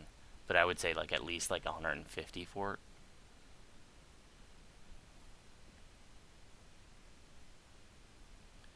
And as far as leveling goes, if you guys aren't aware, you can get augments. There's a level 4 augment that gives you 75% fortification, and there's a level 8 augment that gives you 100% fortification. So that's ideal to get those at those levels, and you can get those from the collectible trader guys like in the market if you can't find them elsewhere. Okay, so back to part 5 in Legendary Shroud. So we're going to cycle through a bunch of the different planes, killing trash from those planes, and then after we go through, I don't know, 10, 12 waves perhaps, then the Rakshasa is like, oh, I'm just going to take care of you myself.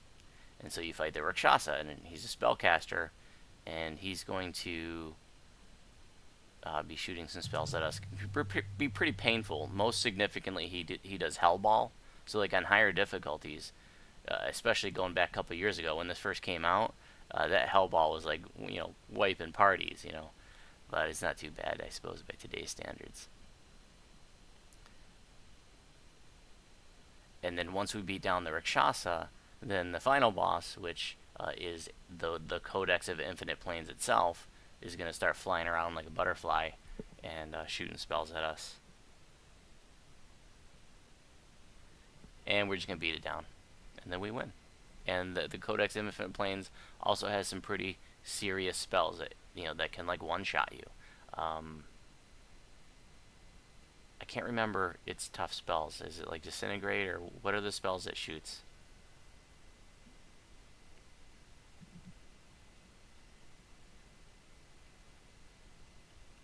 I think Disintegrate is the scariest one. I mean, that can energy drain and stuff like that. it can definitely one-shot a lot of folks. It does a lot of damage. Hey, Dallas Michael, welcome. Wounds, welcome. So, nutshell is, we're going to kill 4 mini-bosses, then we're going to fight 10 or 12 waves of trash, then we're going to fight a Rakshasa, then we're going to fight a book, and then we win. Any questions?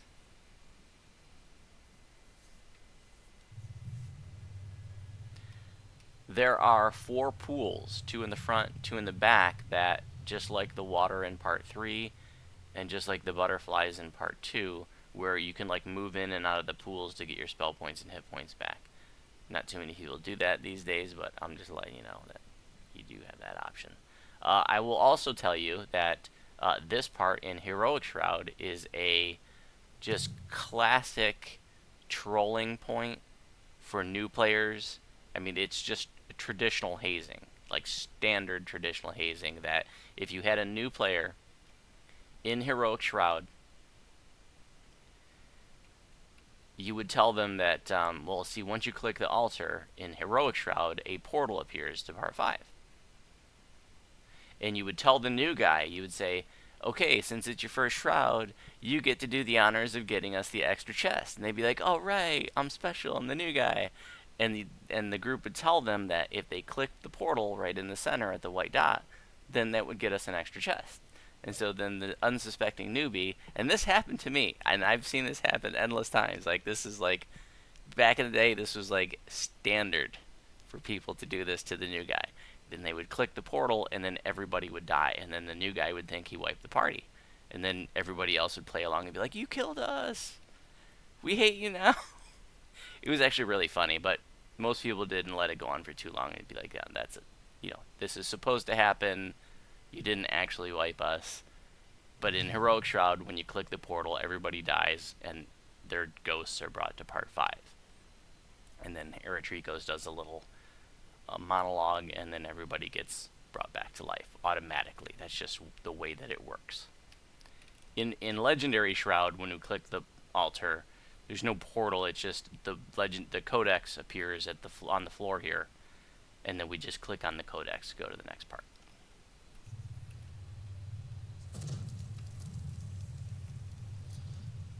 Okay, guys, we are going to the final part.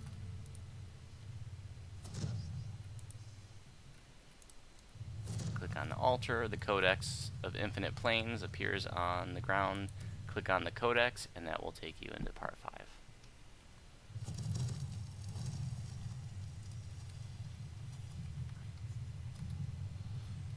Most groups tend to hang out here in the, I guess it would be northeast corner.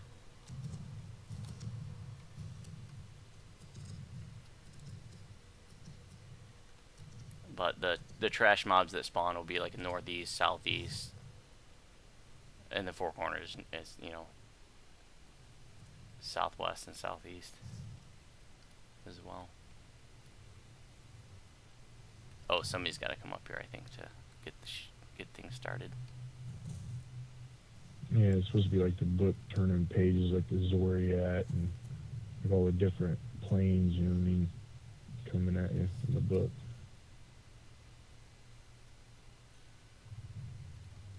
There's also like a little ledge up here that a lot of people will get into. Larinar's there. You can just jump up there, and a lot of the range tunes like to hang out up here.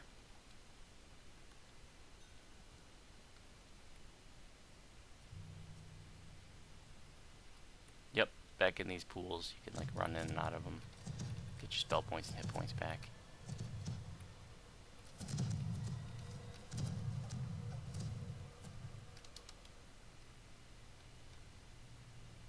Okay, here are the 4 mini bosses. Fortis, Hethra, Carver, and the Slod.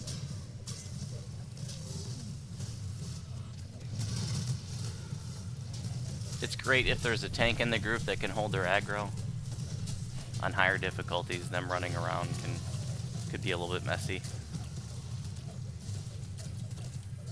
You can see they can hit pretty hard. I think Carver jacked you there.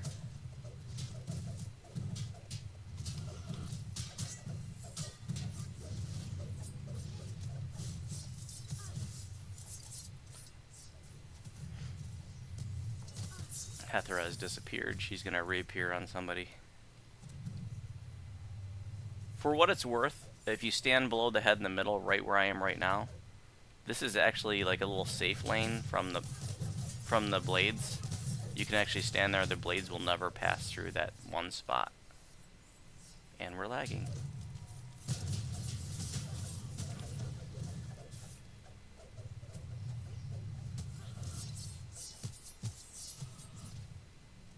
Other than that and the ledge on the side, I don't know if there are any other safe spots. Maybe on top of the altar up here.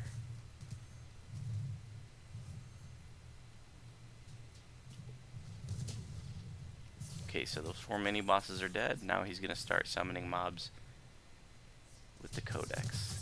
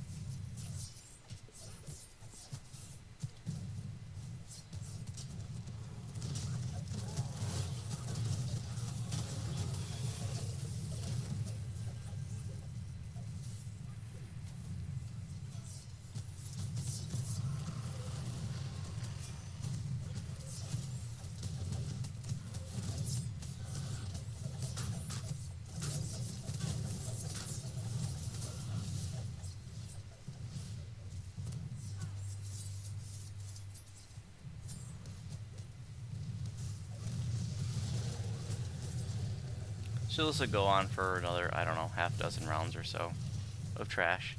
And like I said, then we're going to fight the Rakshasa. And then once the Rakshasa is dead, then we're going to fight the book.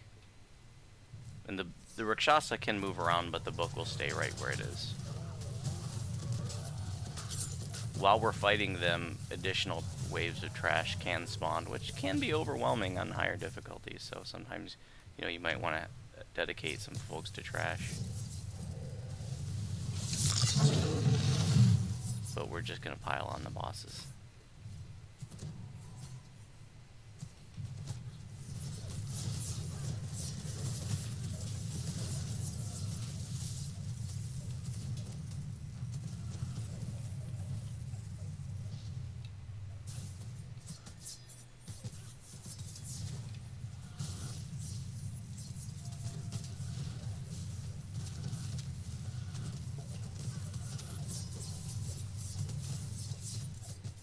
Primal Scream will give Varanth a few more hit points.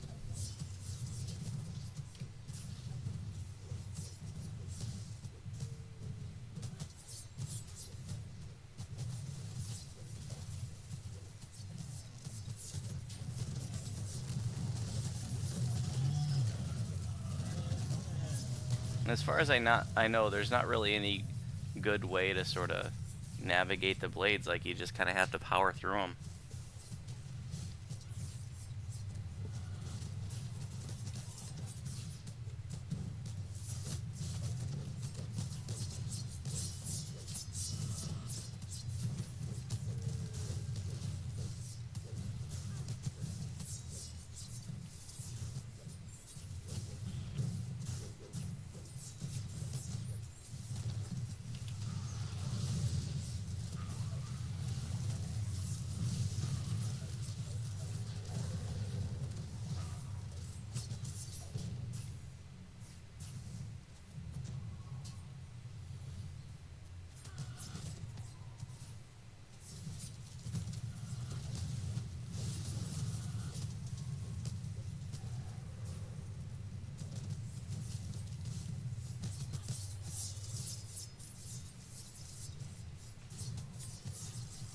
Okay, Rakshasa's active now, so now we want to beat on him.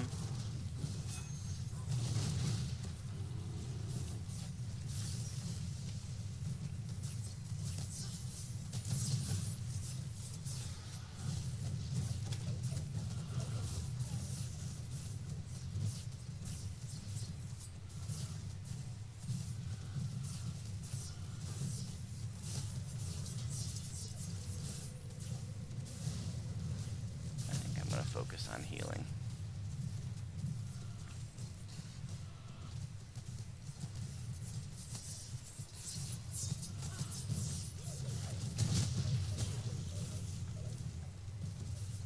Now that Rakshasa is dead, we're going to fight the book.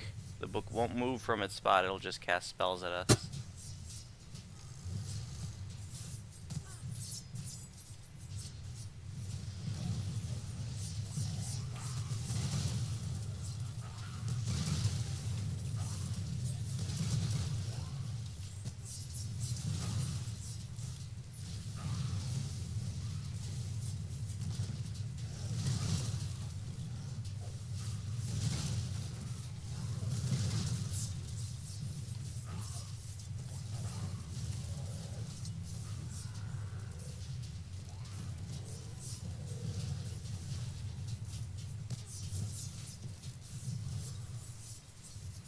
And we win. Congrats on your first Shroud completion, guys. For those of you who's first, just clean up the trash, and then that'll be it. We loot, and then we scoot.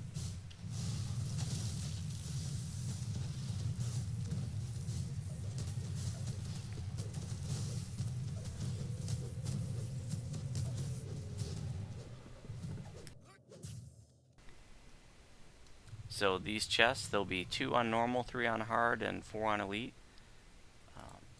This is where your large Shroud ingredients can fall. The most valuable ones. In Heroic, they're not bound, but in Legendary, they're bound to a count. You'll also get these things called Codex runes. All Legendary raids come, you get some runes in the end chest. And you use those to buy raid loot in most Legendary raids, which can be used to buy some ingredients here, but most significantly in Legendary Shroud, they're used to purchase this thing called an Immortal's Heart, which you can buy from the Legendary Altar of Devastation here. On the last page, the last item is called an Immortal's Heart. And what that does is it allows you to cleanse your Legendary Green Steel. Which allows you to wear more than one safely. And I'm not talking about weapons, it's only accessories. Normally, if you try to equip 2 green steel accessories, then you like get the Fangs of Shavroth, and it does constant damage to you. But if you buy that Immortal's Heart for 5,000 Codex runes, you can stick it in your Legendary Green Steel accessory, and then you can safely wear more than one. So that's and you can also use the Codex runes are also used to I need to think 100 of them to make your blanks. So any questions about any parts of the Shroud before we break?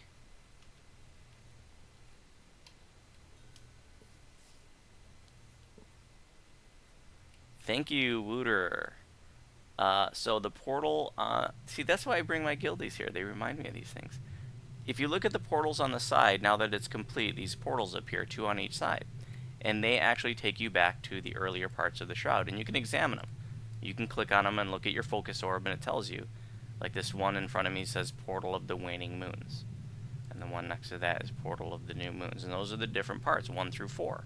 So if you were like crafting green steel, then you would just wait to the end when the Shroud was done, and then you can go back to the parts that have the crafting devices and spend all the time you want in here crafting your green steel.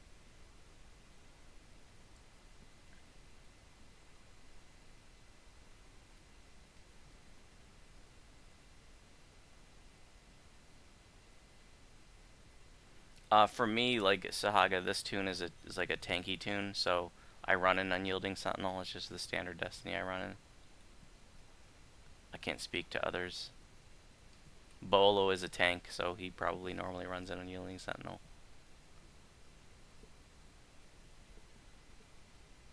Yeah, thanks for coming. Reconstructor runs an Exalted Angel Thank for you for DCs. hosting. Hell yeah. Don't forget to turn it in. And I will post details for next week's teaching raid in the Sarlona forum. I usually post that on Mondays. I'm not sure what next week is going to be.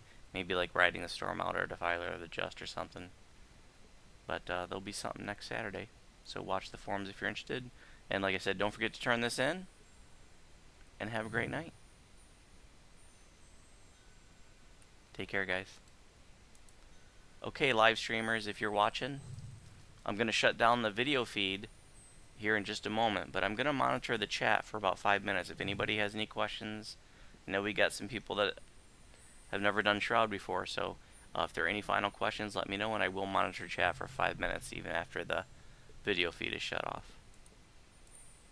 Thanks for joining us.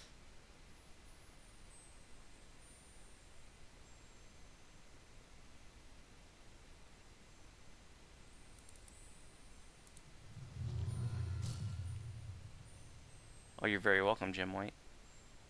I'm glad you enjoyed it. Okay, guys, I'm shutting down the video now, but like I said, I'll monitor the chat for 5 minutes if there are any final questions. Have a great night, guys.